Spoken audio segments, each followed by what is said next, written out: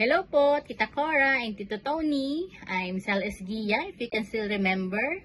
And isa po ako sa classmates ni Carol nung elementary. So actually, from way back our kindergarten years, ay magkasama na po kami ni Carol. And since then, of course, magkaibigan na rin kami until now.